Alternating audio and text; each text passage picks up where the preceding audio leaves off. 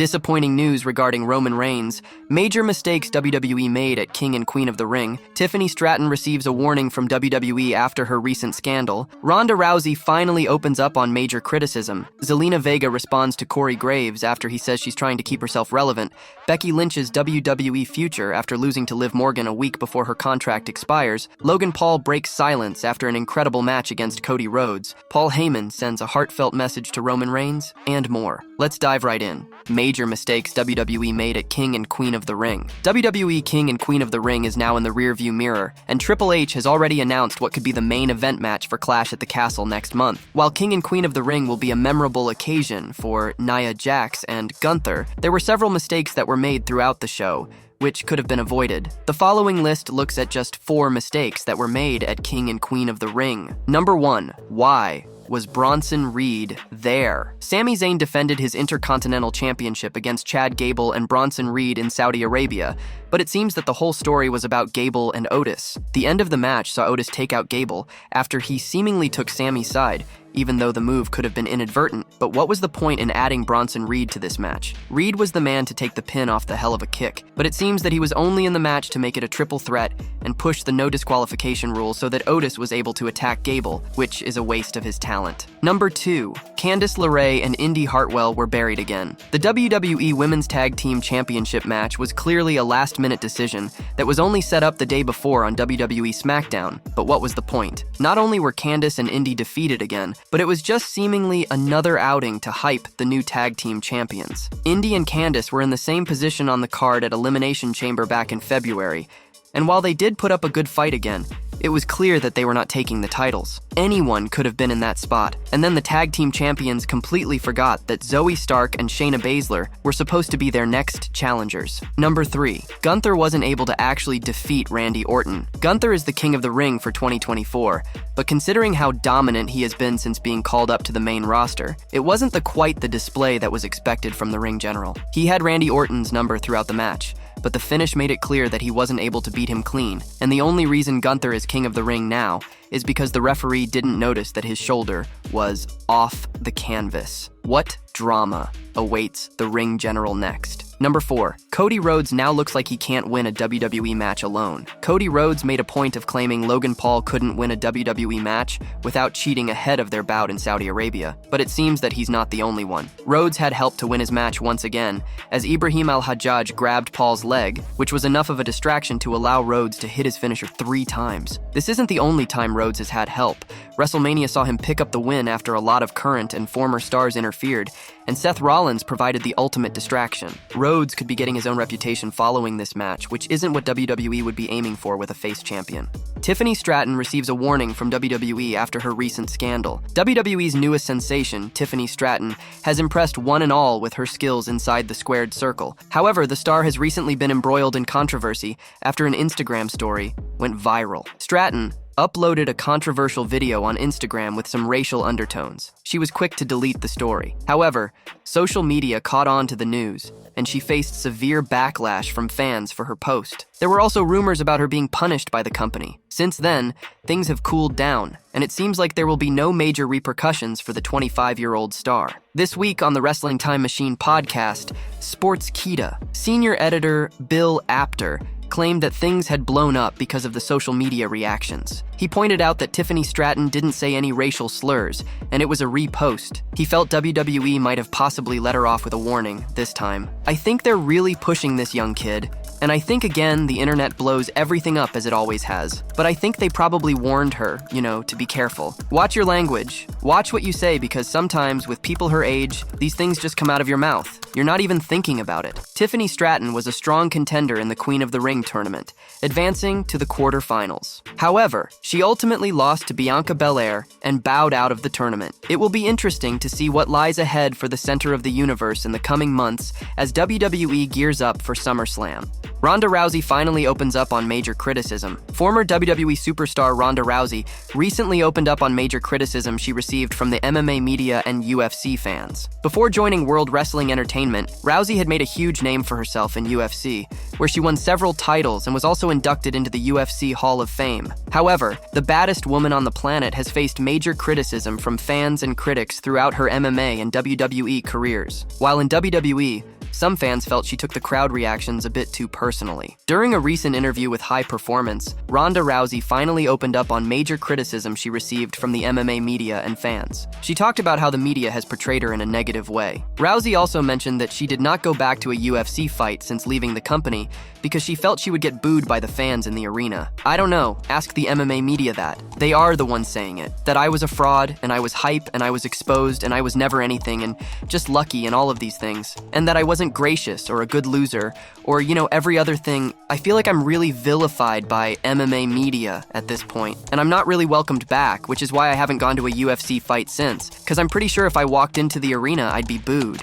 Yeah, that's how it feels, she said. Ronda Rousey was asked why she was bothered by the criticism. She mentioned that she wished it did not bother her, but it did, because she gave UFC her everything. Why? I guess I wish it didn't, but I gave them everything I had, and that wasn't enough. But that's why a lot of people don't give everything that they have, because they don't want to face it if it wasn't enough. But I realized it was enough for me, but not for people on the outside. But it really wasn't for them, she added. During an interview on the Steve-O's Wild Ride podcast, Ronda Rousey said that during her WWE tenure, she hid the fact that she suffered multiple concussions. Rousey also added that she does not plan to wrestle for the Stamford-based promotion in the future. I had a lifetime of experience hiding the fact that I was concussed all the time, so now I can finally talk about it because I don't think I'm going to be wrestling for the WWE ever again, Rousey stated. Many fans want to see a match between Ronda Rousey and Becky Lynch. It will be interesting to see if Rousey ever changes her decision to return to World Wrestling Entertainment. Zelina Vega responds to Corey Graves after he says she's trying to keep herself relevant. Corey Graves' jibe during the King and Queen of the Ring premium live event didn't sit well with Zelina Vega. She has now responded to the WWE announcer in her latest tweet. Before the Queen of the Ring tournament final between Lyra Valkyria and Nia Jax, Vega took to X Twitter and reminded fans that she will always be the first Queen of the Ring. She also sent a heartfelt message to Valkyria and Nia Jax. Michael Cole acknowledged the tweet during Jax's entrance at the King and Queen of the Ring PLE. Corey Graves chimed in and took a massive shot at Zelina Vega,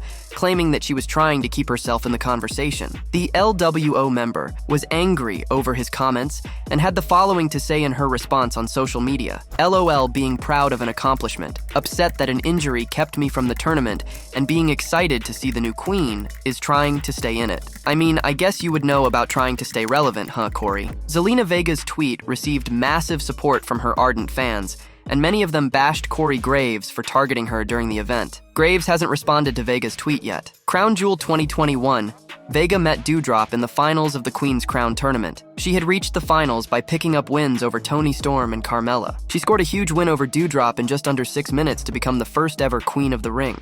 Becky Lynch's WWE future. After losing to Liv Morgan a week before her contract expires, Becky Lynch has been an active competitor in WWE for over a decade now. However, her current contract will reportedly expire in nearly a week, and she is supposedly yet to sign a new one. Last night, the man defended her Women's World Championship against Liv Morgan at King and Queen of the Ring in Jeddah, Saudi Arabia. Following an interference from Dominic Mysterio, Morgan defeated Lynch to capture the title. On the Gigantic Pop podcast, wrestling veteran Matt Morgan addressed whether the Irish superstar dropping the championship has anything to do with her contract situation. The TNA legend claimed Lynch would re-sign with WWE, stating that she was not going anywhere, especially after her husband, Seth Rollins, already signed a new deal with WWE. She's not going anywhere. Her husband just re-signed. As soon as they acknowledge her contract situation on the air, she's already re-signed, and they're gonna just make that into a storyline. Okay, I can see that. Maybe they would be smart to do it. But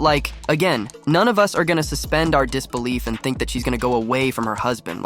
No way. They love the life they have on the tour bus together as a whole family. I would have killed for that opportunity, he said. Morgan pointed out that he left wrestling after he became a father because he could not have his family travel with him. He stressed that Lynch is living her dream as a pro wrestler and having her family with her. Hence, she would not walk away from that. One of the reasons I left wrestling, the reason was when I became a dad, and I knew I needed to stay at home. And 2 years later, when my son was diagnosed with as being nonverbal autistic, I knew that was the right call. But part of me always wished I made that kind of money that I could have had my wife flying to every city, my son, and be able to be a dad nonstop 7 days a week, you know what I mean? And they have that dream. That is a dream.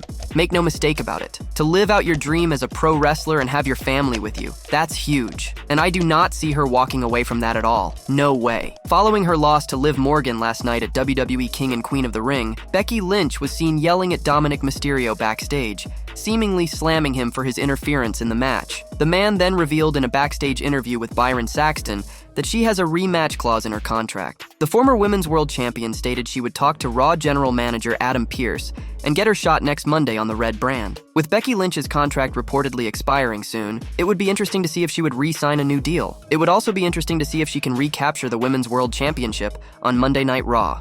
Liv Morgan breaks silence after Dominic Mysterio's help. Liv Morgan had the greatest moment of her WWE career at King and Queen of the Ring, as she finally won the Women's World Championship. The popular star defeated Becky Lynch in the show's opener, albeit under questionable circumstances. Dominic Mysterio interfered in the match and slid a chair into the ring, seemingly for Lynch to use. However, Morgan took advantage of it instead. She hit a DDT on the chair while the referee was distracted, before hitting the Oblivion for the win. Immediately upon returning backstage, Liv Morgan had a few words to say. In a reel posted on WWE's official Instagram handle, the new Women's World Champion declared her revenge tour is complete. She didn't acknowledge Dirty Dom, though, who inadvertently helped her win. I told you. I told each and every single one of you. I completed the Liv Morgan revenge tour, and you can cry about it, she said. It remains to be seen what's next for Morgan and whether it's revealed that she and Dominic Mysterio are actually working together. It seems likely they are, following multiple subtle signs on WWE television